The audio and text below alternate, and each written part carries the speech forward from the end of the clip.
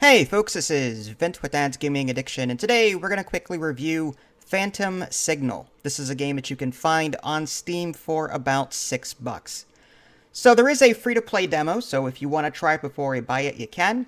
I do recommend giving it a shot simply because this is a play on a excellent game called The Space Game by, I think it was the Casual Collective, if I remember correctly. Casual Collective had this free-to-play Flash game that you could play, and it operates the same way this game does, in the sense that it gives you this map with asteroids on it, mineable asteroids, and you're going to be constructing power plants in space. You're going to be powering your little network, building relays. Ultimately, though, you're building these miners so that you can mine these asteroids, earn resources, and then protect your resources via like lasers and missiles and other things.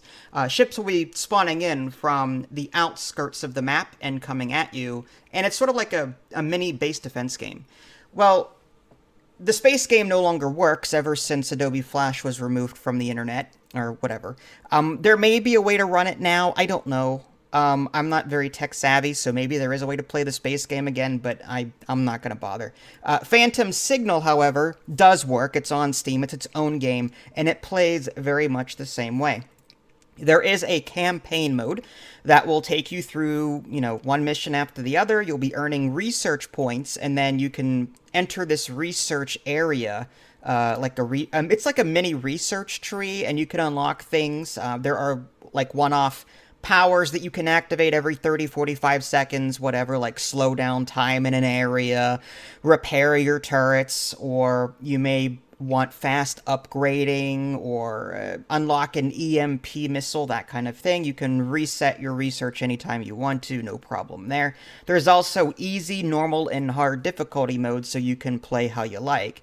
I recommend easy if it's your first time playing. There's also a survival mode, which it's just survive for as long as possible. There's leaderboards, but no one's on it right now because this game is fairly old. This particular Steam version, I think, is 4 or 5 years old at this point. Do I recommend this game? Absolutely. It's definitely a lot more, I guess, graphically intensive than the Flash game, the space game. So it looks a lot nicer. The asteroids, for example, like the little purple, resources that are mineable from it just pop. I really like that. Like everything's like really sharp looking. I love the colors and the contrast.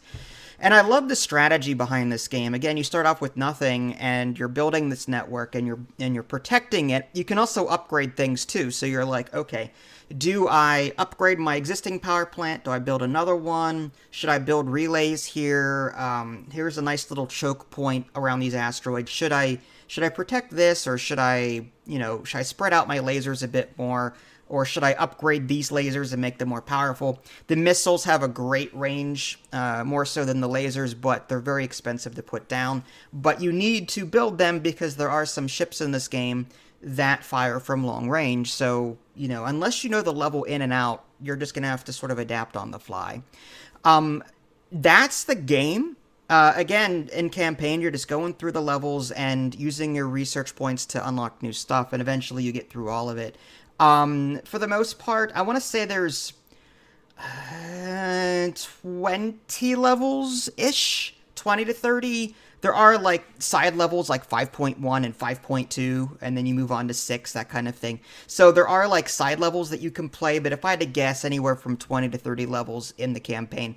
Totally worth the $5, $6, I think. Again, I had so much fun with the space game back when it was available via Flash. I really want to see if I can get that Flash version to work, because you could actually play with a couple of other different modes in that version that is not available in this Steam version. That being said, if you have played the space game before, the Flash version, and you're looking for a nicer looking version, then definitely check this one out. If you guys haven't already, subscribe to me on Twitch and YouTube. That way you can stay up to date with any new content I happen to publish. This is Vince, thanks for watching, and I'll catch you next time.